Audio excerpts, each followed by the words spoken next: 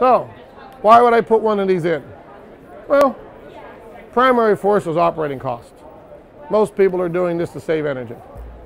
There's nothing as efficient as a ground source heat pump. Nothing. How efficient is a ground source heat pump? Well, how do you measure heating devices? COP, coefficient of performance. Energy out versus energy in generally. The ground source heat pumps are over 500% efficient, which usually get lots of strange looks. How can something be more than 100% efficient? Well, it's energy out versus energy in. Laws of thermodynamics tell us anything that you combust, anything we burn, cannot be 100% efficient. Some of it's lost in the exchange of burning. It's going out the chimney. Some gas units are getting very close to 100% efficient, but it's thermodynamically impossible to be 100% efficient. But a ground source heat pump isn't burning anything. It's strictly pushing heat. So for every kilowatt of electricity that we use, we push 5 units of heat out of the ground. That's 500% efficient. Then you go to air conditioners, the other side of our equation. How do you measure an air conditioner? Well, the Department of Energy came up with terms years ago, EER, Energy Efficiency Ratio. How many kilowatts of electricity do I consume to move to BTU? At a high temperature, 85 degrees. But air conditioners don't measure up very well. So they've come up with their own term, which is SEER.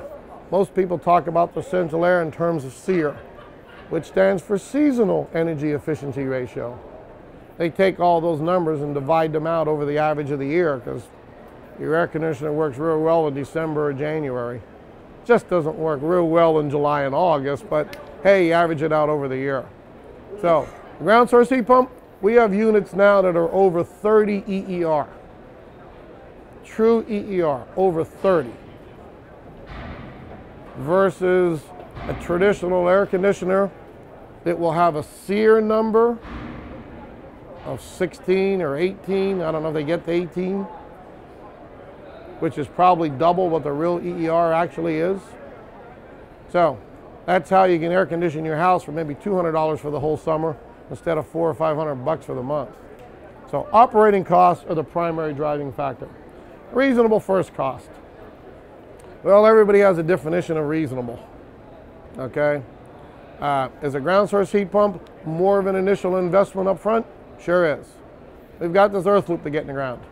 The ductwork, a distribution system is pretty much equal.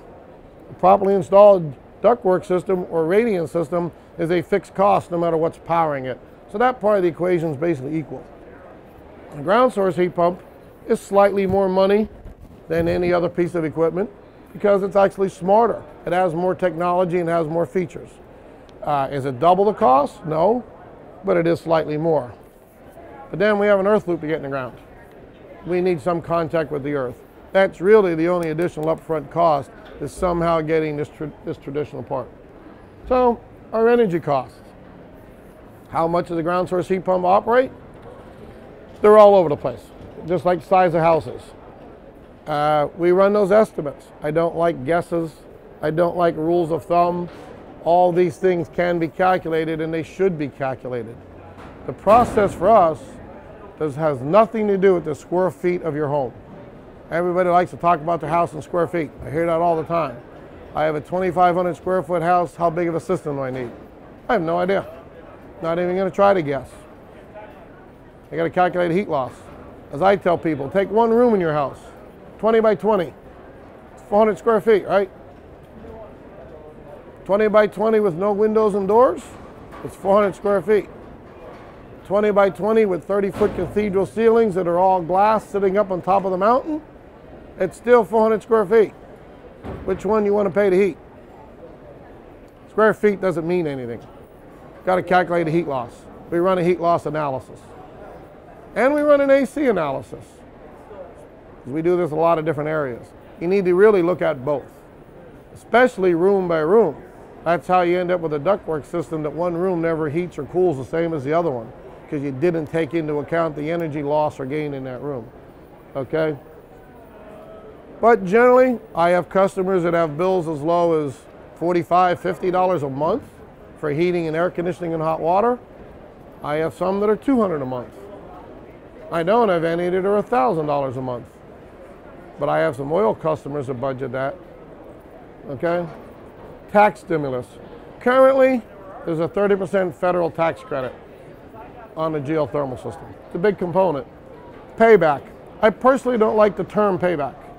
And I don't know if we have any financial people here, but most financial people would ask you to look at a net present value, NPV, not payback. Because payback doesn't take into account component life.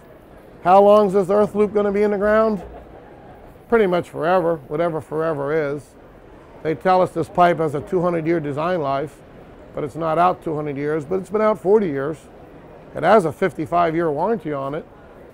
So generally, it's going to be in the earth forever. Your ductwork system in your house, it's like your radiators. How long are they in the house? Forever, for generations.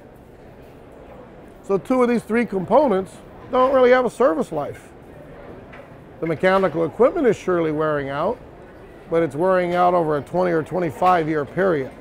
So when you look at that, if you try to calculate a return on investment, take 2/3 of that component away and just look at the cost of the ground source heat pump.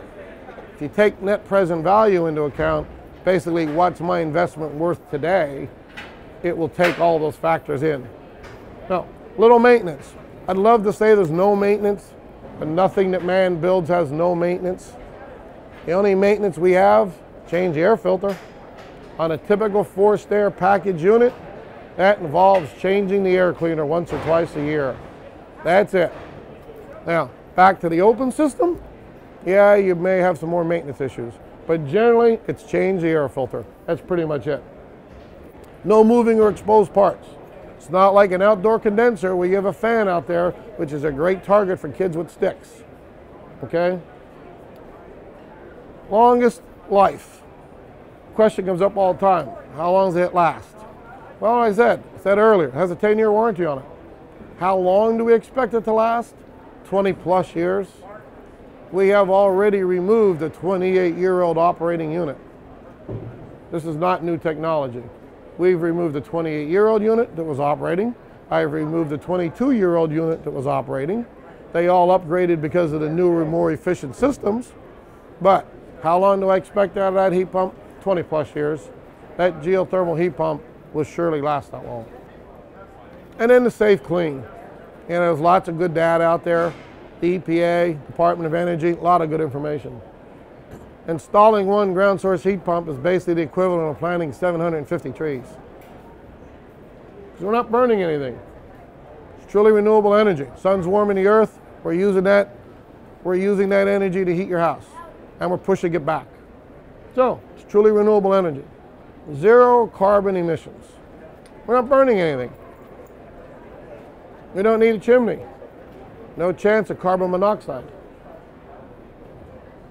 It's the most friendly energy source for your house. And I believe the safest. I have never read yet of a geothermal system blowing a block up.